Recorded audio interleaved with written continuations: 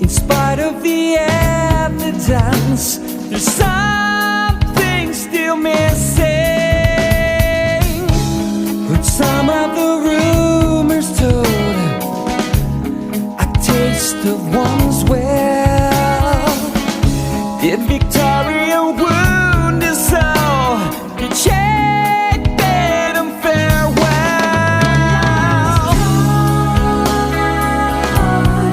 We'll lay down today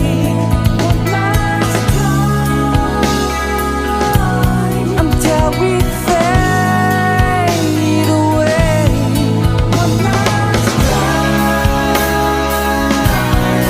We'll lay down today.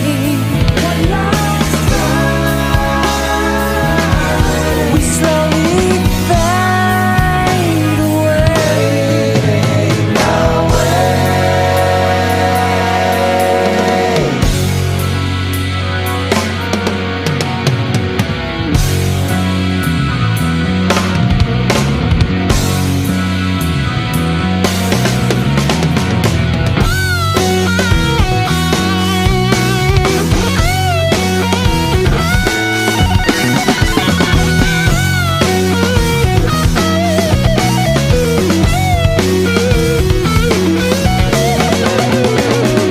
Here I am inside his home. It holds the many clues to my suspicion.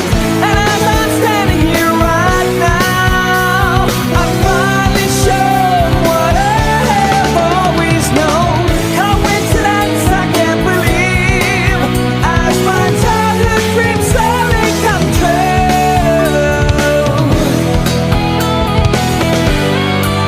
All these old memories awaken through my eyes.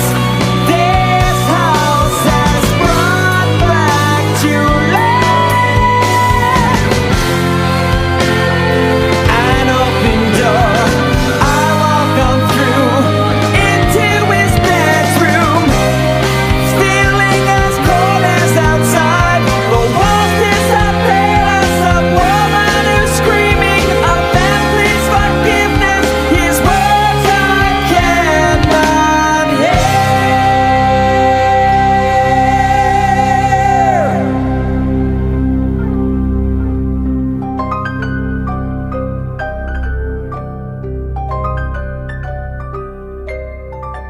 Nafas Nicholas terdengar berat. Keringat mengucur dari pelipisnya. Jantungnya berdebar sangat keras setelah menerima begitu banyak kenangan dalam sekali jalan. Dr. Barrett duduk di seberangnya, menatapnya dengan mata yang tenang namun tajam. Tangannya di atas buku catatan yang lusuh. Tarik napas dalam-dalam, Nicholas. Kali ini jangan ragu.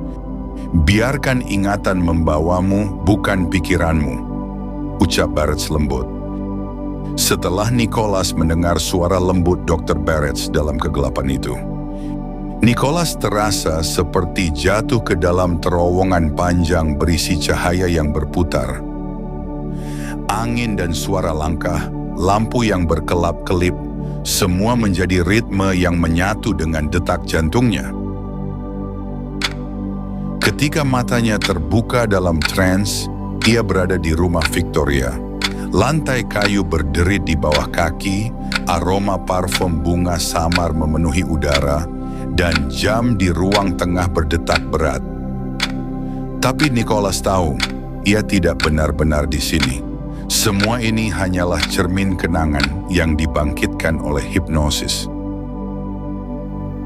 Di pojok ruangan, ia melihat Victoria berdiri di dekat jendela, wajah pucat, gaun biru pucat berkilau di bawah cahaya petir yang menembus jendela. Surat di tangannya bergoyang perlahan. Nicholas bisa merasakan ketegangan, perasaan bersalah, dan cinta yang saling bertaut. Kilas balik muncul dengan cepat, potongan-potongan memori berganti-ganti. Edward Rutherford berdiri di pintu depan, wajahnya tegang, tangan gemetar. Nicholas merasakan amarah dan kepanikan Edward, tapi hanya sepotong emosional, bukan detail tindakan. Julian terlihat di tangga, pucat tapi tekad di matanya, mencoba menenangkan Victoria. Nicholas merasakan ketakutan dan kepedulian Julian. Victoria sendiri, air matanya jatuh perlahan, hatinya hancur di antara dua pria. Lalu seketika dunianya kembali bergetar, kegelapan kembali menyelimuti tubuhnya, hening, lalu suara ledakan dari pistol 9 mm terdengar. Disusul jeritan Victoria yang menggetarkan tubuh Nicholas.